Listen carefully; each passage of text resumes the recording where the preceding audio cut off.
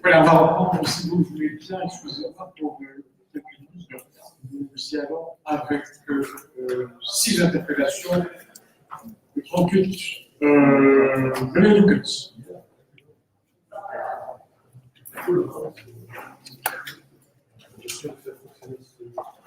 C'est comme les lampes d'Aladin, sur lesquelles il faut le frotter. Il va pas faire des vies. Alors, pour ma première interpellation, j'essaierai d'être bref. Il s'agit de la chaussée du Rhin. Après de nombreux épisodes, négociations, travaux, on a enfin pu inaugurer la chaussée à l'Esplanade. Et par contre, on s'est vite rendu compte qu'il y avait un léger problème de respect des règles. Donc, le système actuel est que la circulation pour les voitures qui est interdite en journée ou en semaine est autorisée la nuit et le week-end. Mais par contre, il y a une interdiction de se garer sur la chaussée, vu que l'aménagement actuel fait qu'il n'y a pas de distinction entre voirie et trottoir, et que ça poserait un problème de sécurité pour les piétons, les riverains, si les voitures se gareraient sur la chaussée. Donc malheureusement, force est de constater que cette interdiction de se garer n'est pas respectée, et ça met en danger les piétons, mais aussi les riverains, les commerçants qui se retrouvent avec des voitures garées devant leur porte. Il y a eu quelques actions policières pour verbaliser certains chauffeurs, mais structurellement, le problème reste le même. Et donc ma question est, est-ce que la commune a discuté avec Bruxelles Mobilité, qui est responsable du réaménagement, et la police pour trouver une solution structurelle pour garantir la sécurité des riverains, des piétons, des clients des différents commerces. Je pense aussi au futur centre culturel, maison des cultures,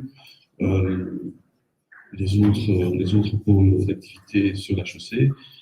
Il faut proposer aux gens un espace sûr, sécurisé. Donc, quelles mesures allons-nous prendre, allez-vous prendre pour garantir cette sécurité pour les piétons?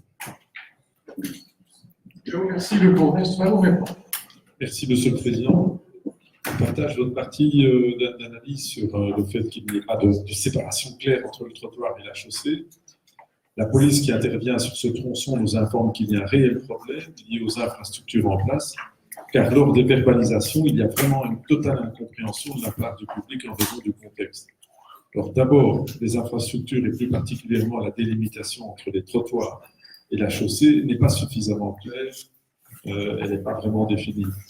La couleur et les matériaux utilisés, même s'ils sont exceptionnels, restent quasi identiques et créent le trouble. De plus, le fait que le trottoir se situe à la hauteur identique de la rue n'est pas suffisamment compris par les riverains, ni les automobilistes qui continuent à se parquer à moitié sur le trottoir et à moitié sur la rue, malgré les verbalisations de la police. Cette absence de délimitation claire perturbe également les piétons, qui déambulent en plein milieu de la chaussée et non sur les trottoirs, ce qui est excessivement dangereux vu que les bus et taxis empruntent la chaussée. Il y a un autre problème. La commune qui avait anticipé ces problématiques a tenté de plaider auprès de la région, Bruxelles Mobilité, pour qu'il y ait une délimitation plus claire entre le trottoir et la chaussée, notamment avec un trottoir surélevé. Ce trottoir surélevé aurait également protégé les piétons des véhicules circulant sur la chaussée. Vous savez qu'on a plaidé pour beaucoup de choses, mais à un moment donné, la commune et la région font un compromis. Et nous avons beaucoup de demandes qui ont été acceptées par la région. Celle-ci, nous n'avons pas pu tenir jusqu'au bout parce que la région voulait quand même garder un certain nombre de principes. Alors, nous regrettons que la région n'ait pas suivi notre demande basée sur notre expérience de la gestion de voirie au quotidien. Je citerai l'exemple de la rue Saint-François. Aujourd'hui, cette erreur de conception majeure pose notamment le problème que vous soulevez, à savoir le parking sauvage. Alors, les panneaux de signalisation situés chaussée du Rhin au niveau de la place Madou ne sont pas facilement compréhensibles. Un problème. Les verbalisés ne voient pas, ou trop tard que l'accès n'est autorisé qu'après 19 heures.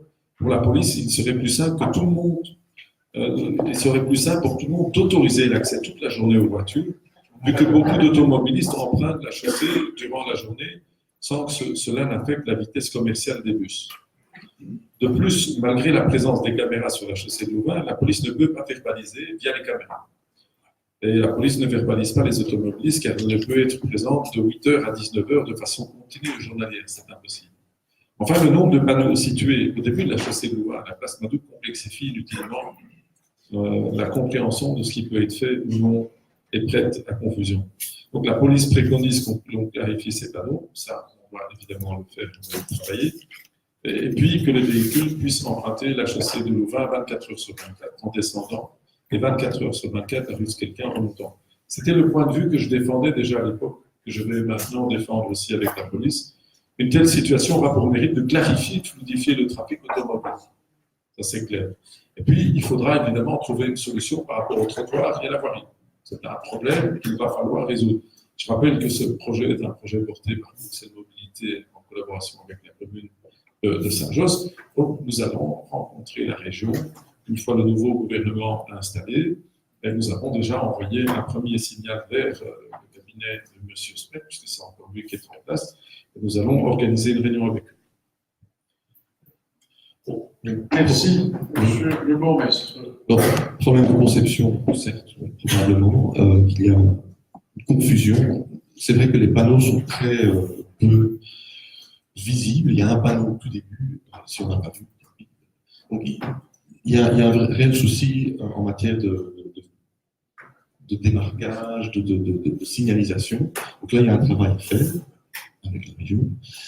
Par contre, ce que je ne voudrais pas voir, personnellement, c'est qu'on mette des poteaux partout sur la chaussée. Ça anéantirait tout le réaménagement. Donc, il faudrait songer à d'autres solutions, un marquage sur le sol dans une autre couleur, éventuellement, je ne sais pas, à voir avec la région, mais de grâce, ne mettons pas des portraits qui vont défigurer la chaussée, tout le réaménagement qui a coûté cher. Donc, ça me semble pas une bonne solution.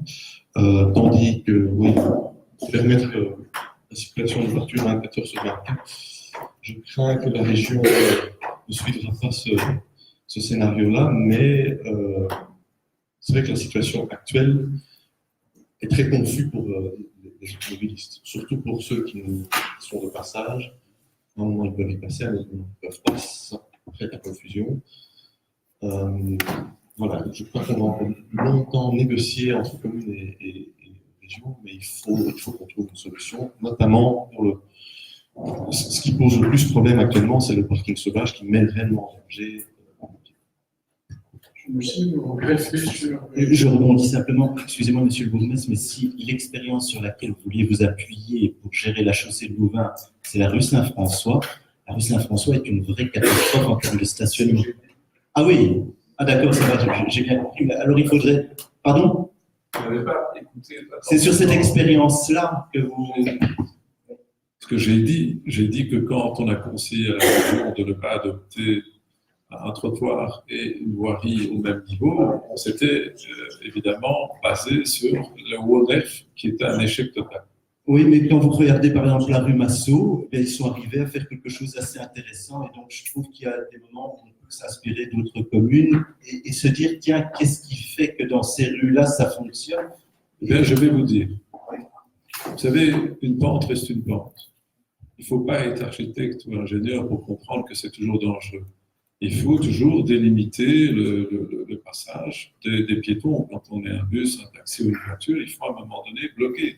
Quand c'est une rue plane, c'est pas encore possible de travailler autrement, mais dans des rues comme la rue Saint-François ou la chaussée de Louvain, rappelez-vous du nombre de débats que nous avons eus ici. À chaque fois, j'ai rappelé que c'est très compliqué dans une pente. Et vous savez que la chaussée de Louvain, c'est une vraie pente. Je vous remercie, monsieur Roquens. Votre deuxième interpellation, si vous le voulez. Il s'agit de Be-Alert, qui est une plateforme d'alerte fédérale au ministère de l'Intérieur. J'avais déjà interpellé juste un an à ce sujet.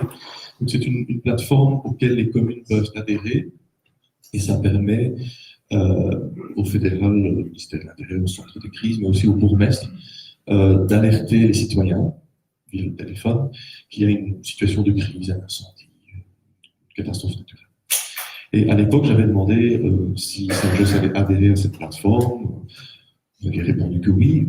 On est un an plus tard, ce n'est toujours pas le cas. Entre-temps, Saint-Jean, c'est la seule commune du Bruxelles qui ne fait pas partie, qui n'a pas adhéré à la plateforme VIALE. Donc, je voudrais demander ce qui se passe. Pourquoi on n'a toujours pas adhéré et dans quel délai on va être membre de cette plateforme d'alerte. Je vous remercie. Oui, merci, Monsieur le Président. Donc, c'est un arrêté royal relatif à l'envoi d'un message texte court en cas de danger imminent de catastrophe majeure du 23 mars 2018. Alors, nous finalisons actuellement la convention entre la commune et la plateforme VIALE sur base d'une convention qui a été mise à jour en janvier 2019 en vue de la faire passer au prochain conseil communal.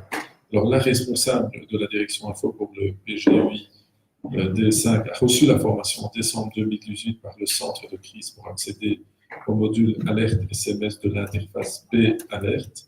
Et celle-ci sera activée lorsque la convention sera effective et que l'article budgétaire sera crédité pour réserver du crédit SMS.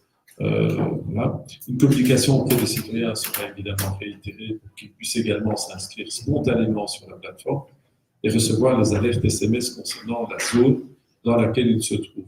Un test d'alerte est également recommandé. Une convention avec un call center de centre de crise, numéro d'appel en cas, fera parallèlement l'objet d'une convention avec le conseil communal. Et ici, il n'y a pas d'impact financier, donc on n'en fait pas usage. Donc, question timing. Pour la rentrée, c'est pour la rentrée. Ce serait pour la rentrée septembre-octobre. Voilà, merci pour cet échange. Merci, M. Hortense. On a 4 interpellations du 40 au 43, M. le maire. Vous en avez 4. Commencez par la première, c'est celle sur sécurité, espace public. Allez-y. Je vous remercie, Monsieur le Président.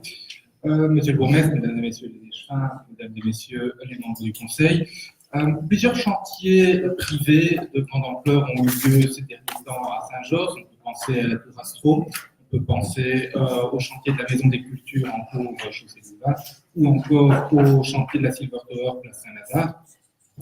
Et ces grands chantiers nécessitent un suivi particulier des autorités publiques sur lesquels je souhaiterais aujourd'hui vous poser un certain nombre de questions. 2 grands types de problématiques m'apparaissent aujourd'hui nécessiter des questions, à savoir le suivi de ces chantiers et le contrôle de leur incidence sur l'espace public et sur le voisinage. Concernant le premier point d'abord, qui fait donc l'objet de cette première question, la question est de savoir s'il existe une politique particulière en ce qui concerne ces grands chantiers par opposition aux occupations temporaires de l'espace public par des citoyens à des fins de travaux. En effet, ces grands chantiers occupent souvent de grandes superficies de l'espace public pour des durées plus longues que celles requises pour des chantiers plus modestes, pour lesquels seule la place d'un lift ou d'un container est nécessaire. Ainsi, un citoyen paye quotidiennement, si je ne m'abuse, de l'ordre de 5 cents par mètre carré occupé, disons de 15 à 25 € par jour pour un container hors frais administratifs et de signalisation. Mais les grands chantiers occupent, eux, des superficies bien plus grandes. La Silver Tower, par exemple, a occupé pendant longtemps près de 700 mètres carrés d'espace public, pendant près de 5 ans, et a même étendu en 2019 son périmètre d'occupation à près de 1100 mètres carrés. Ces grands chantiers obtiennent-ils donc un prix de gros ou au contraire un tarif surtaxé en raison d'un impact plus important qu'ils ont sur la vie des habitants des quartiers et sur l'infrastructure locale, au Charrois notamment. Est-ce que ces tarifs sont inclus dans les charges d'urbanisme ou sont l'objet de prélèvements séparés? Donc, en résumé, pour cette première interpellation, 3 points pour lesquels je souhaiterais entendre votre réponse. Quelles sont les modalités de taxation de l'occupation de l'espace public pour les grands chantiers? Quels sont les montants réellement enrôlés sur les 3 derniers exercices et quels étaient les montants attendus? Et quelles mesures spécifiques visant à atténuer le dérangement occasionné aux riverains par ces chantiers ont été prises par la commune? Quels montants sont affectés à ces initiatives? Je vous remercie. Merci, Monsieur le maire. C'est votre première interpellation et je vous remercie d'avoir respecté les règles du jeu dans la structure et les formulations des questions. Monsieur le bourgmestre, je vous en prie pour la réponse. Merci, Monsieur le Président, Monsieur le Conseil communal, Mesdames et Messieurs. Sur votre première question, la taxe sur le dépôt de matériaux et de matériel sur la voie publique, communément appelée à Saint-Josse taxe sur l'occupation de la voie publique, comme son nom l'indique, une taxe, c'est-à-dire, avant toute chose, un prélèvement d'autorité. Le règlement taxe a été voté par le Conseil communal le 17 décembre 2018. Le texte de ce règlement se trouve sur notre site, bien évidemment. Le champ d'action de cette taxe concerne toute emprise à faire sur la voie publique à l'occasion de travaux de construction, de reconstruction, de transformation, de réparation, d'entretien, de démolition d'immeubles, pour le dépôt de matériaux et matériels ou pour toute autre cause gênant la circulation des piétons, véhicules sur la voie publique, même partiellement en temps de règlement. Une voie acquiert le caractère public dès son affectation à l'usage des causes. La taxe est établie proportionnellement à la surface occupée de la voie publique. Donc, pour le calcul de cette superficie, toute fraction de mètre carré est comptée pour une unité. La taxe est due par l'entrepreneur des travaux, tel qu'il figure sur l'autorisation délivrée par le collège. La deuxième question sur les montants. D'abord, une petite remarque qui, malgré tout, est importante pour la bonne compréhension. Avec ce type de taxe, les prévisions ne peuvent être précises puisqu'il s'agit d'une taxe dont le nombre de redevables fluctue selon les années, dont la base taxable fluctue également selon les années, c'est-à-dire le nombre de mètres carrés emplis sur la voie publique. Le rendement de la taxe est entre autres influencé par le dynamisme de la rénovation urbaine, habitants qui souhaitent rénover leurs biens et réaliser des travaux pour ce faire, l'attractivité de la commune au niveau immobilier, touristique et économique, entreprises qui s'installent sur Saint-Josse ou qui investissent et décident de rénover et de construire des bâtiments, bureaux, des hôtels, des logements, et on en a. Alors les montants, pour avoir une idée, les montants attendus et ceux qui sont perçus. Le budget, puis, je dirais, les droits constatés, les comptes. En 2016, on était à 170 000 euros de budget. Nous avons constaté 810 000 euros. En 2017, on était à 100 000 euros de budget. On a encaissé 270 000. En 2018, c'était 175 000. On a encaissé 385 000. Aujourd'hui, nous avons prévu un budget de 705 000 euros. Et nous avons déjà encaissé 280 000 fin mai. Donc, on pourrait être dans la nomenclature. Sur la troisième question, sur les mesures prises pour atténuer les dérangements. Alors, il y a une ordonnance qui vise la réalisation des chantiers en voie publique sur la gestion des chantiers, que ce soit la signalisation, la mobilité des piétons, la circulation ou encore les nuisances dues au chantier. L'ordonnance prévoit que du début du chantier jusqu'à son terme, l'impétrant est responsable de la gestion de celui-ci pour préserver la viabilité de la voirie. À cette fin, l'impétrant isole l'emprise du chantier par des couvertures, protège les dépendances de la voirie située dans l'emprise du chantier et des abords immédiats, maintient l'emprise du chantier et ses abords immédiats en bon état d'ordre de propreté et de praticabilité, signale le chantier au droit de son emprise et de ses abords, éclaire le chantier, exécute le cas échéant le chantier par phase, organise la circulation du charroi, du chantier sur des itinéraires déterminés, au droit de l'emprise du chantier, matérialise sur la voirie l'espace dévolu au déplacement des usagers actifs, au droit de l'emprise du chantier les abords, assure la circulation des véhicules assurant un service public, assure l'accès aux immeubles riverains, veille à l'accessibilité des entrées de métro, des arrêts de transport public, etc. N'entrepose aucun matériel, matériaux, engins ou véhicules de chantier ou dehors de son emprise. Voilà les éléments que je pouvais vous donner comme réponse, monsieur le maire. Merci. Monsieur le maire, votre seconde intervention, si vous voulez bien, je vous remercie. Je vous remercie. Juste pour peut-être réagir à la réponse qui m'est faite et qui est fort complète, et je vous en remercie. Par l'aspect mesures prises par la commune pour, d'une certaine manière, compenser le désagrément, je pensais à des mesures éventuellement d'embellissement temporaire de l'espace public par des dispositifs. On a pu voir dans d'autres communes ce genre d'effet. Bon, vous savez que j'habite à Saint-Lazare, qui est peut-être l'archétype à Bruxelles du lieu défiguré par un chantier de longue durée, puisque le bâtiment qui se trouvait a été évacué par votre prédécesseur avec force hélicoptère il y a déjà près de 8 ans, c'est pas plus. Et depuis lors, le bâtiment a été abattu il y a 7 ans, je pense. Le lieu est resté un grand trou pendant 6 ans. Et ce n'est que depuis quelques semaines, à vrai dire, que nous avons maintenant un peu de décoration sous forme de photographie du futur, enfin d'images du futur projet qui viennent peut-être un peu améliorer l'espace. Donc je pensais à ce genre de mesures, mais vous n'en décrivez pas dans votre réponse, visiblement. D'abord, peut-être pour être dans les différentes séquences, les charges d'urbanisme ne permettent pas des interventions de ce type. Les charges d'urbanisme sont prioritairement dévolus pour le logement. Par contre, dans tout ce que j'ai décrit tout à l'heure qui découle de l'ordonnance, on peut contraindre, je dirais, la bonne tenue du chantier, mais il est difficile de demander de faire de l'embellissement. Par exemple, dans les panneaux que nous pouvons demander évidemment que les panneaux soient des panneaux d'exposition qui montrent la vie. C'est ce que nous avons déjà fait. Rappelez-vous d'une exposition qui reprenait les visages de la commune dans le quartier. Nous l'avons fait. L'impétrant l'a accepté, mais ça reste liminaire et il n'y a pas d'obligation légale d'atteindre cet objectif. Tous les objectifs restent d'une autre nature. Merci. Je vous remercie, monsieur le maire, allez-y. Je crois comprendre que l'interpellation reprise au 41 a le même libellé, c'est bien ça? Oui, mais elle porte sur une thématique un peu différente. Je ne vais pas reprendre la déclaration du maire qui est la même. Je vais passer directement au cœur du problème, à savoir que ces grands chantiers parfois représentent un risque pour la sécurité du public. On se souvient de la chute d'éléments lors de la construction de la tour Astro qui avait contraint à la fermeture d'une rue, si ma mémoire est bonne. Et ici, j'ai souvenir, courant avril, d'avoir eu la surprise, en venant à la maison communale, de découvrir des panneaux d'isolant qui provenaient d'un chantier situé de l'autre côté de la petite ceinture et que le vent avait malencontreusement emporté par-dessus la petite ceinture jusque dans les jardins de la maison communale. Cet événement est évidemment assez inquiétant au niveau de la sécurité, puisque ces panneaux auraient pu tomber soit sur un véhicule, et on connaît la circulation dense de la petite ceinture, ou auraient pu tomber sur un usager, un citoyen venant à la commune, dans quel cas les assurances se seraient amusées pendant un certain temps pour définir les responsabilités.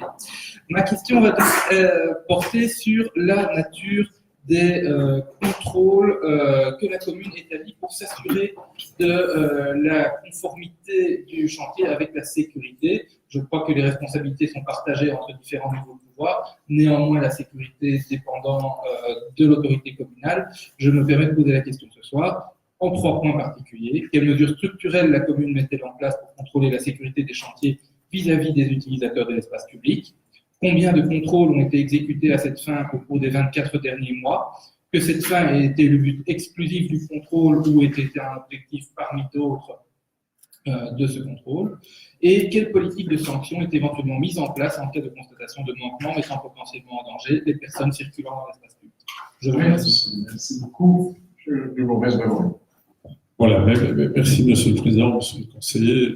L'ordonnance relative au chantier en voirie règle la question des impétrants qui doivent annoncer leurs objectifs prioritaires dans le cadre de leur planification quinquennale. C'est aussi sur les impétrants que vous êtes intervenu cette fois-ci. Ici, il y a une question impétrante, mais il y a bien plus tard. Celle-ci, c'est la question sur que se passe-t-il et que fait la commune pour éviter qu'un entrée de béton nous tombe sur la tête et que je passe à côté de cette porte. Pour prendre un exemple. Alors, je l'ai indiqué tout à l'heure dans l'autre interpellation, il n'y a pas de contrôle systématique des chantiers et la commune n'intervient que lorsqu'une plainte lui est adressée. Le contrôle du respect des horaires est du ressort de la police, qui rédige un rapport. En cas de contravention, les transmet à la commune. Les sanctions pour les infractions pour la sécurité des piétons varient. Ah, décidément, parce qu'en fait, toutes vos questions sont connexes. Alors, je ne m'en sors plus. J'essaie de vous faciliter la tâche en utilisant au mieux. Attendez, on va essayer de trouver cette réponse. Ah, ben voilà, c'est celle-là. Non, ce n'est pas ça. Ah, ben voilà. Je pose les 4 questions pour répondre aux 4 questions. Je pense que ce serait plus simple. Alors, les chantiers de plus de 500 mètres sont soumis à une déclaration de classe 3 qui implique une série de conditions, ce compris les horaires de ce chantier. Cependant, en cas de non-respect des conditions de chantier, un PV peut être dressé. Il n'y a pas de contrôle systématique, ça je viens de le dire, des chantiers et la commune intervient que lorsqu'une plainte est adressée. Le contrôle du respect des horaires est du ressort, comme je l'ai dit, de la police. Les sanctions pour les infractions pour la sécurité des piétons varient en fonction de la gravité et les infractions les plus graves peuvent atteindre 50 000 €. Pour les chantiers, où une dérogation autorise le travail les week-ends ou l'élargissement des horaires en semaine, exemple Silver Tower, la sanction en cas de non-respect des horaires est que la dérogation peut être retirée, et cela s'est déjà produit par le passé. Par exemple, au venant de la tour Astro, on a retiré toute une série d'autorisations.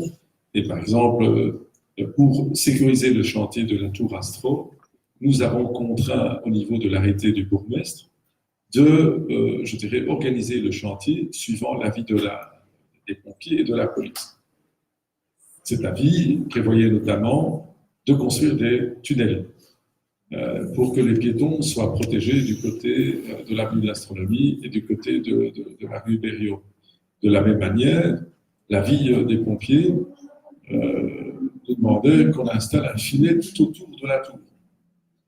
Et quand nous avons rencontré le porteur de projet, il avait dit que tout ça était impossible et qu'on n'allait pas le faire. Eh bien, j'ai dit, contact. Et puis 2 jours après, ils sont venus avec des solutions et ils ont fait le filet et ils ont fait les passages sécurisés.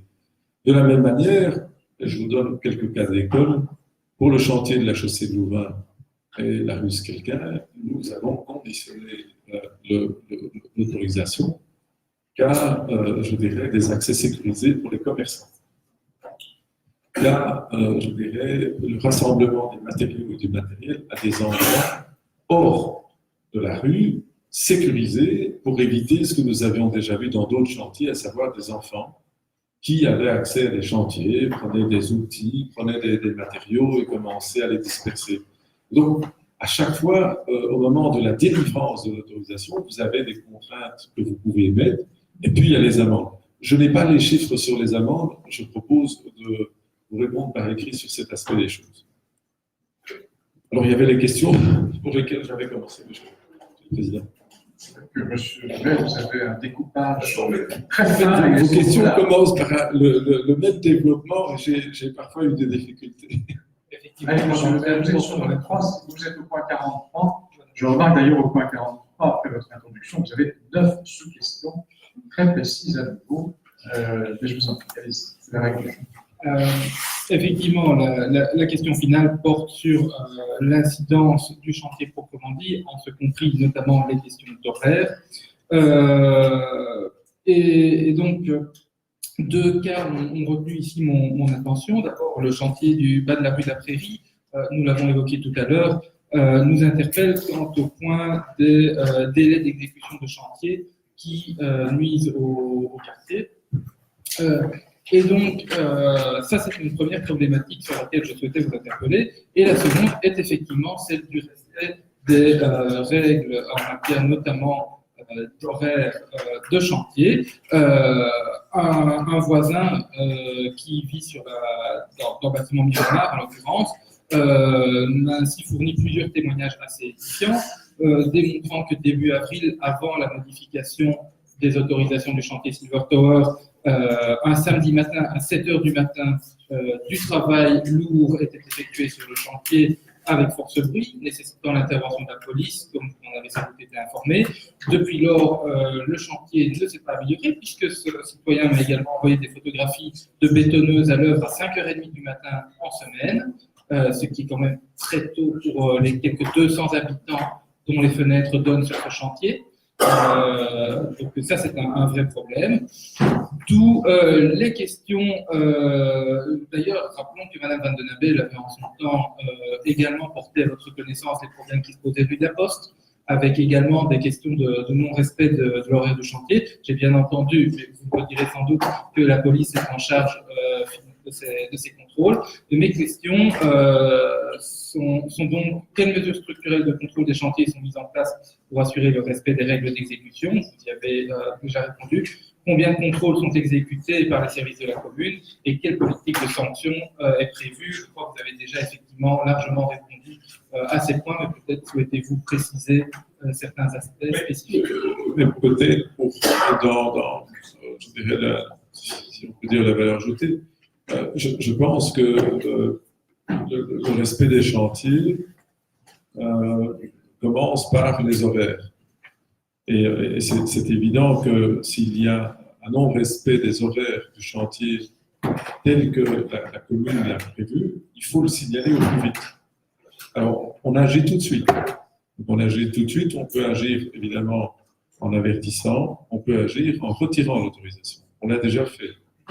Par exemple, on a eu aussi des difficultés avec un chantier qui ne vous concerne pas tout de suite, mais qui concerne d'autres habitants du côté de la rue du Progrès, où on avait là-bas une entreprise qui commençait les travaux particulièrement tôt, un peu, ou qui utilisait des machines qui faisaient énormément de bruit, mais des bruits infernaux.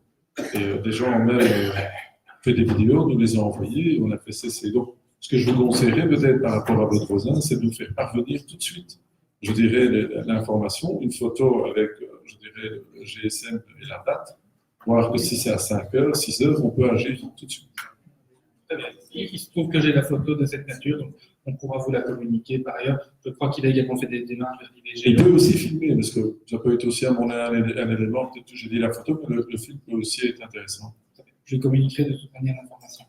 Vous avez dernière interpellation. Voilà, on va changer un petit peu de type de chantier, mais on reste dans la construction.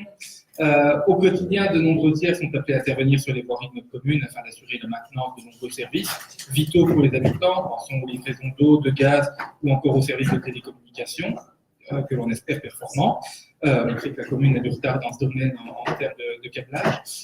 Cependant, nous constatons que bien souvent, ces interventions causent des dégâts à l'espace public qui ne semblent peut-être pas suivis d'assez près par nos échevins ou les services. Ainsi, on constate notamment la durée parfois aberrante de certaines interventions, excavations ouvertes des semaines durant sans la moindre activité. Je pense me souvenir d'interpellations de mon collègue M. Moussine sur certaines d'entre elles.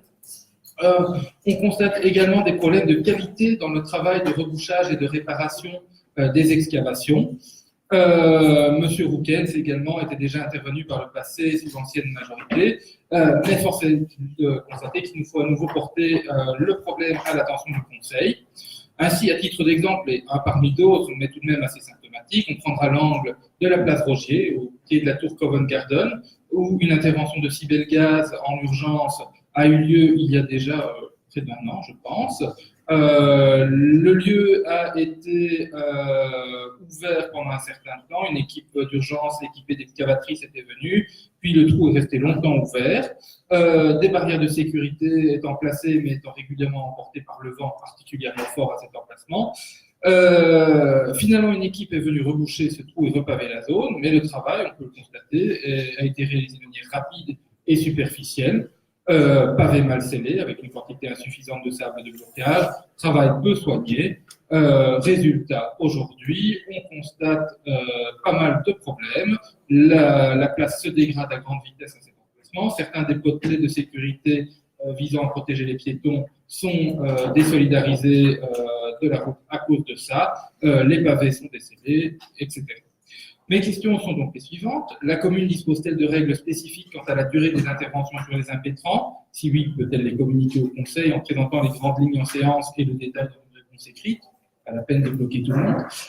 Combien de contrôles ont été menés en vue de veiller au respect de ces règles au cours des 24 derniers mois? Si aucune règle n'existe, peut-elle indiquer si une réflexion est en cours sur ce sujet, les grands axes de cette dernière et la date prévue de mise en œuvre d'une éventuelle réglementation? Si aucune réflexion n'est en cours, le collège peut-il indiquer les raisons pour lesquelles cette problématique ne fait pour l'heure l'objet d'aucune réflexion? La commune dispose-t-elle de règles spécifiques quant à la qualité du travail de remise en état des voiries suite aux impétrants? Si oui, peut-elle les communiquer? Peut-elle également communiquer le nombre d'éventuels contrôles au cours des 24 derniers mois? Et de même, si aucune règle n'existe, y a-t-il une réflexion? Si oui, laquelle? Dans quelle direction? Sinon, quelle en est la raison? Je vous remercie. Merci infiniment, Monsieur le Bourgmestre, Monsieur le Conseiller, Mesdames, Messieurs. L'ordonnance, d'abord, relative au chantier en voirie publique, règle la question des impétrants, qui doivent annoncer leurs objectifs prioritaires dans le cadre de leur planification quinquennale. Les impétrants institutionnels doivent introduire dans le système Osiris une planification actualisée de leur chantier au moins une fois par an. Une fois par an, les impétrants introduisent dans le système Osiris leur planification, qui est actualisée. Cela doit permettre une meilleure programmation et une coordination des chantiers. Afin d'éviter le problème que vous soulevez, à savoir se retrouver avec des chantiers fantômes qui s'étirent en longueur, moi, j'ai souhaité, dans ma commune, n'autoriser que les chantiers que lorsque les maîtres d'œuvre se sont concertés avec les impétrants pour raccourcir les délais de chantier. Exemple, rue du Moulin. Si vous n'êtes pas là tous ensemble, il n'y aura pas d'autorisation. Alors on dit non, on dit qu'on n'est pas content, qu'on ne viendra pas, et puis on s'arrange. Pareil, avenue de l'Astronomie. Pareil, chaussée de Louvain. Pareil, bus quelqu'un. Avec tous les impétrants ensemble, on peut raccourcir de manière considérable les délais de chantier. Et donc, j'ai cité l'exemple de Madou, de l'Astronomie, de la chaussée de Louvain, la rue quelqu'un.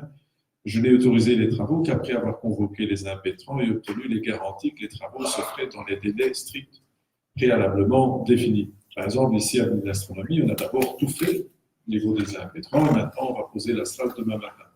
Et vendredi, on ouvre, normalement, s'il n'y a pas d'autres d'intempéries. Vendredi, rue Berriot ouverte, avenue de l'Astronomie ouverte, rue de la Limite ouverte, rue Méridien ouverte. C'est quand même une bonne nouvelle, c'est très sympathique. En ce qui concerne l'exécution des chantiers, l'ordonnance prévoit que toutes les personnes qui revêtent la qualité d'impétrant sur un même chantier sont solidairement responsables de l'exécution des obligations prévues dans l'ordonnance. Et puis, une réponse plus, je dirais, globale. Je ne suis pas du tout satisfait du travail que nous faisons au niveau communal en matière de suivi des chantiers. J'ai eu l'occasion de le dire en fin de législature, en début de législature. Ce sera un de nos grands défis que nous allons relever, c'est de suivre mieux les chantiers de voirie et les bâtiments. Et je vais vous donner un exemple que vous n'avez pas cité, pourtant il est sur toutes les lèvres. Regardez la rue Royale et la rue Gillon. C'est innommable. Innommable. Innommable. Alors, j'ai donné souvent cet exemple en disant, mais comment est-ce qu'on fait pour travailler à la commune et ne pas voir ce qui se passe là? Je ne sais pas comment on fait. Comment on fait pour travailler à la région pour ne pas voir les pavés sortis des trottoirs rue Royale? Je ne sais pas comment ils font, mais ils font. Alors, ce n'est pas ma compétence, je passe à côté. Et donc là, depuis maintenant plusieurs semaines, nous menons une réflexion double. La première, c'est comment faire pour, je dirais, assurer au mieux le suivi du chantier. On va venir, on va traiter ça. Et l'autre, c'est sur l'état des rues. C'est un dossier qu'on a passé aujourd'hui. C'était un dossier qui est porté par mon collègue, M. Jabot. Là, on fait un travail de compréhension de l'état de nos voiries, mais nous allons venir avec une démarche qui vise à faire que toutes ces voiries, les trottoirs, l'asphalte, tout ça, soit tout le temps, régulièrement en tout cas visé, et qu'on porte la responsabilité à ceux qui ne respectent pas la ville, les rues, les trottoirs. Je pense qu'il y a un travail, c'est un chantier important. Je vous félicite d'avoir posé la question parce que je me rends compte que nous ne sommes pas les seuls à porter une réflexion, puisque c'est rare d'avoir ce type d'interpellation. Merci. Merci, Monsieur le maire, pour votre carte d'interpellation. Vous étiez prolixe ce soir, mais c'est une bonne chose. Nous passons, si vous voulez bien, avant le huis clos, aux questions orales. Il y en avait deux, il y en a une qui est désactivée. Je crois que c'était celle de M. Balzac. Il en reste une en suspens. Je ne sais plus qui l'avait énoncée. Non, mais pas, on a dit que c'est Monsieur le maire qui voulait qu'il avait énoncé. Monsieur le maire, de Floresio, vous avez dit. Je vous remercie. Je vais faire courte. Vous savez, toutes et tous, grâce à la presse ou à vos propres visites dans le quartier Nord, qu'un incident important est actuellement en cours au coin des rues Linné et Rivière, dans un bien que la commune avait d'ailleurs essayé d'acquérir il y a quelques années. Visiblement, ce bâtiment s'effondre, sa situation s'est aggravée, je présume, puisqu'il a été nécessaire d'évacuer les habitants et de bloquer les rues concernées afin de permettre une intervention, notamment filmée par M. Boisquetet, pour mettre en place des systèmes de sécurisation de cette façade. Et ce qui a été fait d'ailleurs par des équipes qu'il faut féliciter parce que c'était des conditions d'intervention difficiles avec un fort vent. Lorsqu'on manipule une poutrelle métallique de plus de 10 mètres, ce n'est pas facile, surtout de nuit, donc chapeau aux équipes qui l'ont fait. Mais ma question va être en deux points. Pourriez-vous d'abord préciser les raisons qui ont poussé à cette intervention d'urgence? Pourriez-vous également indiquer, car la presse a mentionné le relogement des habitants par la commune, ce que sont devenus ces habitants extrêmement précarisés, dont il est régulièrement dit dans le quartier qu'ils étaient en réalité victimes peut-être de pratiques de marchand de sommeil. Je n'ai pas de détails précis, mais peut-être pourrez-vous nous renseigner là-dessus également dans le cadre de votre description de l'état du bien. Et quel avenir à court et moyen terme, puisque j'ai cru comprendre que plusieurs interventions étaient encore nécessaires pour finir de sécuriser les lieux, avec rue Barré encore une ou deux fois. Donc, pourriez-vous nous indiquer pour le court terme, et puis au-delà, quel avenir pour ce bien pour lequel la commune avait marqué un intérêt notable il y a quelques années. Je vous remercie. Merci, le bourgmestre Latoré. Mais j'ai pris un arrêté de police, en fait. J'ai pris un arrêté de police vendredi matin qui a déclenché les actes et travaux que vous avez vus. Ce dossier, on le connaît depuis longtemps, depuis déjà 2012, où nous avions déjà mis en demeure les propriétaires de procéder à des travaux. Et malgré les promesses qui ont été faites, aucune réparation n'a été entreprise à ce jour, comme préconisé dans le rapport d'expertise. Les fuites au niveau des égouts continuent à fragiliser l'ensemble du bâtiment. L'étentionnement n'a pas été placé, les murs n'ont pas été renforcés par aggravage. Les fissures visibles au niveau de la longue façade et au niveau du coin du bâtiment ont, selon l'expert, progressé par rapport à sa visite précédente. L'expert a fait un rapport. Et ce bâtiment devait être évacué au plus vite car il présentait toutes les caractéristiques d'un bâtiment installé, mais surtout instable. De plus, l'expert a insisté sur la nécessité d'étentionner au plus vite le bâtiment. Par ailleurs, les sondages réalisés dans la cave, le long de la façade à rue, ont montré que le bâtiment n'avait tout simplement aucune fondation. Les murs porteurs sont simplement posés sur le sol. Ceci explique le fait qu'il se fissure autant à cause des égouts non étanches. Dès lors, il convient également de renforcer les fondations au niveau de la cave. Après rapport du département des travaux publics et du service hygiène, sécurité et salubrité, et confirmation du constat par les pompiers de Bruxelles, j'ai décidé donc de prendre un arrêté d'évacuation des habitants de l'immeuble pour des raisons de sécurité et de réaliser l'étentionnement de l'immeuble pour éviter que la chute de l'immeuble entraîne d'autres dans sa chute. Alors, je laisse évidemment à la disposition du Conseil, pour ceux qui le souhaitent, une copie de l'arrêté que j'ai pris et que j'ai signé recommandé aux propriétaires. Au niveau des égouts en rue, il n'y a aucun danger, selon l'expert. Et selon Vivaquat, ceux-ci sont toujours en bon état. Par contre, au niveau des bâtiments, évidemment, le risque était grand. C'est pour cette raison-là que nous avons décidé de prendre cet arrêté et de prendre immédiatement des mesures pour installer les étançons. Ceux-ci ont commencé à être installés à partir de vendredi 18h. L'entreprise a travaillé toute la nuit ainsi que plusieurs fonctionnaires communaux. Et ils ont continué à travailler tout le week-end. Et nous avons procédé évidemment à faire déguerpir tous les habitants autour. Le coin, les voisins, en face, etc. Actuellement, en dehors de la maison même, les autres ont pu regagner leur domicile parce que le danger n'est plus. Par contre, le CPS continue d'assurer maintenant l'accompagnement de ceux qui ont été délogés et le travail se poursuit. Sur l'avenir, je dirais que pour nous, nous sommes d'abord dans l'urgence. L'urgence, c'était éviter que le bâtiment ne s'écroule, donc les étançons, et deux, de faire les travaux de consolidation au niveau des fondations. C'est ça qui est en cours, qui est pour nous l'urgence. Voilà les éléments que je pouvais vous donner, monsieur. Merci. Monsieur le maire, un dernier commentaire, s'il vous plaît. Oui, peut-être une demande de précision. D'abord, y a-t-il un risque éventuellement que ce bâtiment sans fondation entraîne les bâtiments qui lui sont accolés au niveau de la rue de la Rivière, surtout s'il n'y a pas de fondation?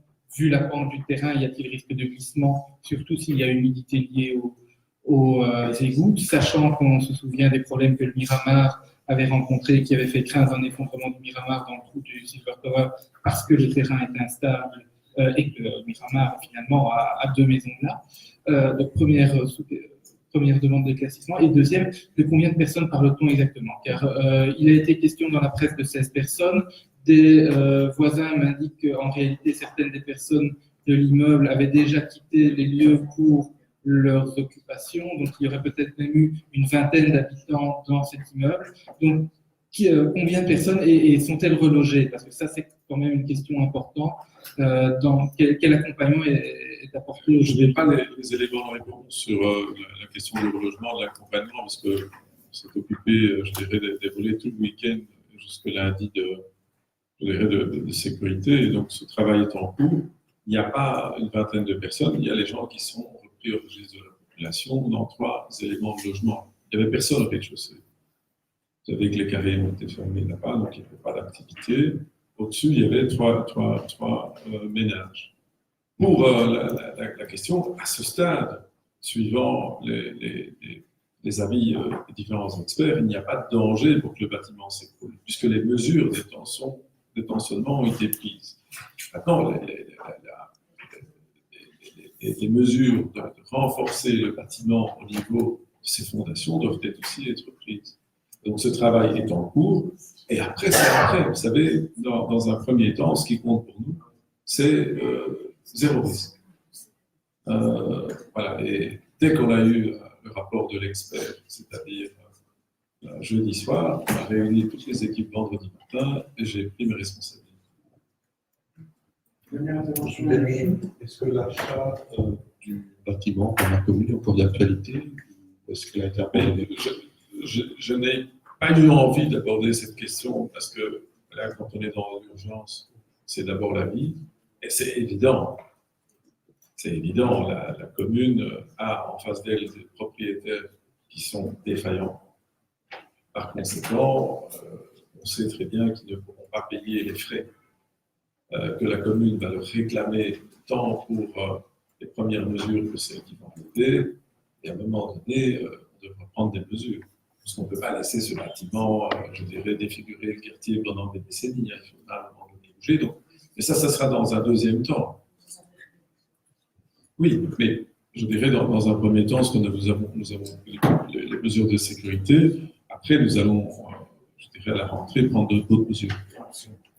Merci, la séance est levée, je vous remercie. Et nous passons toute dernière intervention là-dessus, parce que c'est une question orale.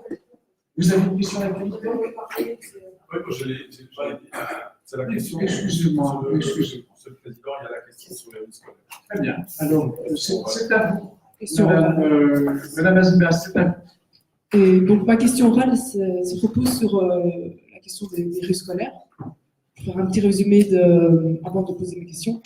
Donc, on a tous été témoins qu'en septembre, le collège avait décidé de fermer la rue scolaire, rue Potagère, avec l'école José Desclés. Malheureusement, après quelques mois, nous avons pu constater une sortie de l'échevin renseignement qui justement contredisait l'avis du collège et je posais quelques questions, pourquoi ça allait à l'encontre.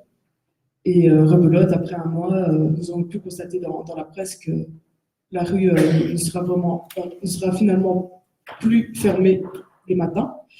Et donc, à propos de cet événement, je voudrais poser quelques questions qui intéressent le groupe Écolo Grune. Donc, comment l'évaluation a été faite durant la période d'essai? Quels ont été les critères pris en considération pour cette évaluation? Et sur quelle priorité a été réalisée celle-ci? Quels sont les acteurs impliqués, c'est-à-dire l'école, les parents, éleveurs, etc., la poste, etc.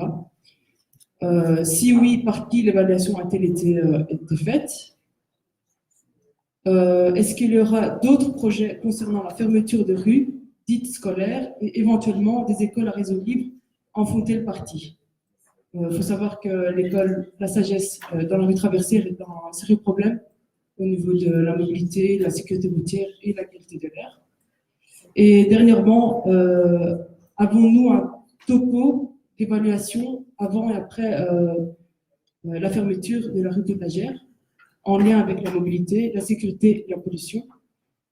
Est-ce que des chiffres sont disponibles? Je vous remercie. Je vous remercie.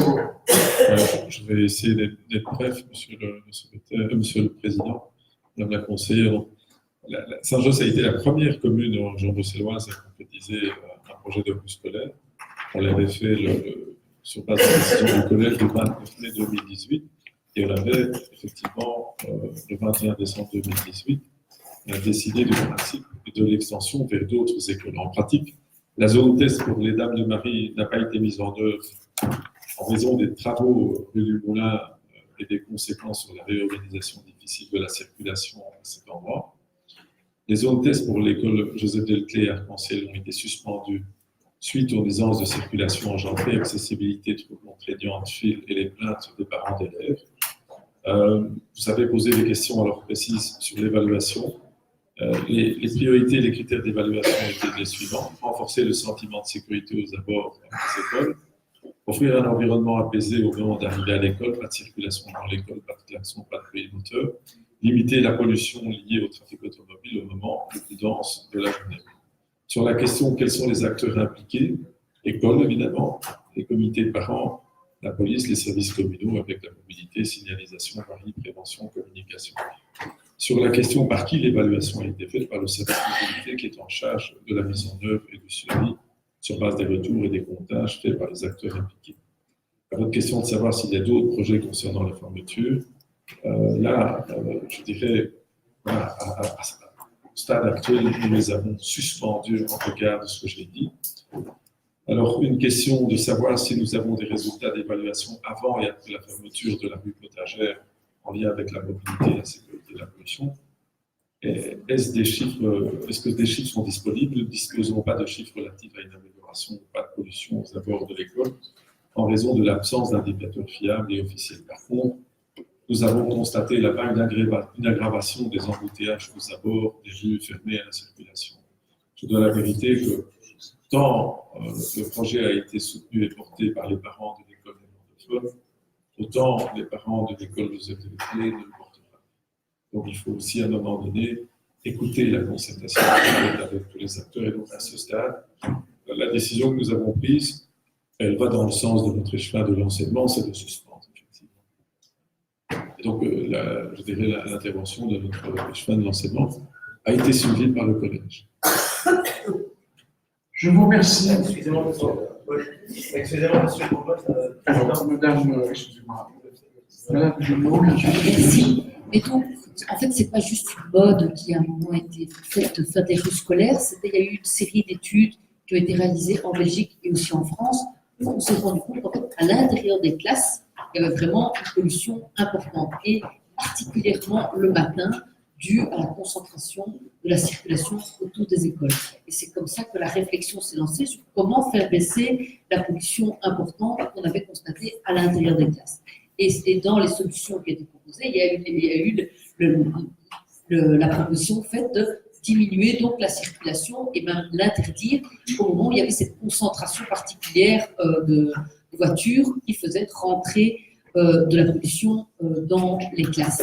Et donc, je pense en effet que si on embête les parents sans qu'ils se rendent compte de la plus-value de la mesure, ben, ils vous disent ça m'embête et ça n'améliore rien. Par contre, si on a vraiment des mesures de pollution à l'intérieur de la classe de leurs enfants avant la mesure et puis après, et qu'on peut leur dire, écoutez, c'est vrai que c'est casse-pied cette rue sans voiture, mais regardez, on a réussi à diminuer telle et telle pollution dans la classe de votre enfant, et du coup, votre enfant s'en porte mieux. Je pense qu'alors ça donne envie de faire des efforts. Mais si on ne peut pas les motiver en faisant ce type de mesures, je pense que c'est très difficile en effet de faire adhérer largement les parents. Et nous avons nous-mêmes réalisé des mesures de pollution dans pas mal de rues de Saint-Gilles. C'est comme ça qu'on s'est rendu compte que le parc botanique était l'endroit le plus pollué de la région bruxelloise, à tel point qu'ils ont cru qu'il y avait des erreurs. On a dû faire plusieurs fois les mesures et ils ont constaté que malheureusement la situation se répétait dans le cadre de la pollution du parc botanique. Donc, ce sont des mesures peu coûteuses qui peuvent se réaliser facilement, mais je pense qu'ils sont vraiment importantes à faire dans le cadre de ce type d'expérience. Merci, monsieur Moussy.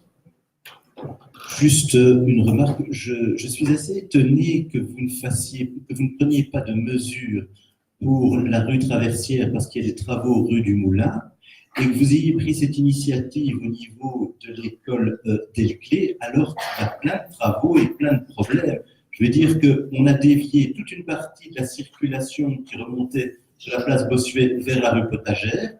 Du côté du poste de police, c'est bouché et donc ça crée des problèmes. Pour les véhicules qui descendaient depuis la rue de l'Union et également, elles étaient déviées parce que c'est bloqué rue du Méridien. Et donc, vous avez choisi de faire vos tests à un moment où il y a vraiment un engorgement dans cette zone-là. Ça, c'est la première chose. Dès le départ, lorsque vous avez lancé le projet, monsieur le bourgmestre, nous avons salué le projet, mais nous avons signalé un problème. C'est qu'à partir du moment où on n'évalue pas avant et après la différence de pollution, il est impossible d'expliquer aux gens l'intérêt du projet. Et là, ma collègue Zoé Genot l'a précisé. Et nous avons dit, ce n'est pas compliqué. Nous avons, nous, groupe écolo à Saint-Josse, une certaine expertise, puisque nous avons fait des tests dans différents quartiers avec des systèmes assez simples et qui ne coûtent pas très cher, et on aurait pu vous les communiquer. Et donc, je trouve que ne pas avoir pris cette initiative, c'est dommage. Et pour terminer, je dirais que vous envoyez un message extrêmement négatif. Parce qu'aujourd'hui, l'impression qu'on a, c'est que lorsque vous avez des parents qui disposent d'un capital culturel pour justement analyser les informations qui sont communiquées par Greenpeace sur l'impact de la pollution à l'intérieur des écoles et qu'ils se mobilisent, ils peuvent avoir un environnement sain. Par contre, et là, lorsqu'on a vu justement l'évaluation dans le cadre du plan que vous nous avez présenté tout à l'heure sur l'école Delclé, c'est un public qui est paupérisé, c'est un public qui est moins informé. En tout cas, les indicateurs le donnent. Et qu'est-ce qu'on fait? Eh bien, on maintient une pollution élevée. Et donc, vous créez une dualité de chance. Et on sait que les cancers dus à la pollution touchent beaucoup plus les milieux populaires et qui ont moins d'outils, justement, que les milieux les plus aisés. Vous renforcez ça aujourd'hui. Donc, j'ai entendu dans votre réponse, vous avez dit que c'était suspendu, pas fini. J'espère qu'une fois que la circulation sera améliorée dans cette zone-là, vous aurez l'intention de relancer ce projet, mais avec un accompagnement un peu plus sérieux. Je terminerai en demandant si vous pouvez nous communiquer les rapports des différents services. Mobilité, vous nous avez dit qu'il y a fait une évaluation. Comme ça, on pourra juger sur base des documents que vous nous communiquez s'il était pertinent de mettre fin à ce projet. Dernière intervention du bourgmestre, nous lèvons le silence pour passer au micro. Je ne vois pas à quel titre vous pouvez parler de parents qui ont un capital culturel et d'autres qui n'en auraient pas. Je veux dire, à quel titre pouvez-vous dire que des parents de l'école néerlandophone ont un capital culturel et que d'autres n'ont pas? Je ne comprends pas pourquoi vous portez un jugement sur les parents de l'école rue Potagère. Je trouve qu'on ne peut pas tenir ce genre de propos. Je trouve ça vraiment inacceptable de votre part. Deux, on a été la première commune en région bruxelloise à faire une rue fermée. Arrêtez de faire des procès. Ce n'était pas la demande des parents de l'école néerlandophone. La demande de l'école néerlandophone, des parents, c'était de faire un sitting tous les mois. C'est nous qui avons imaginé l'idée de faire la rue scolaire. C'est la commune de Saint-Josse avec son service mobilité. Donc c'est vrai. Sur base de l'expérimentation que nous avons eue, de l'évaluation que nous avons eue, nous avons décidé de suspendre parce que la situation ne permet pas, et vous-même, vous avez aussi bien expérimenté le fait que nous avons de gros problèmes de mobilité à cause de gros chantiers qui nous concernent. La rue de l'astronomie, la rue de la limite, la rue Méridien, donc il faut attendre à un moment donné et on verra ça. Merci, la séance est levée. Merci.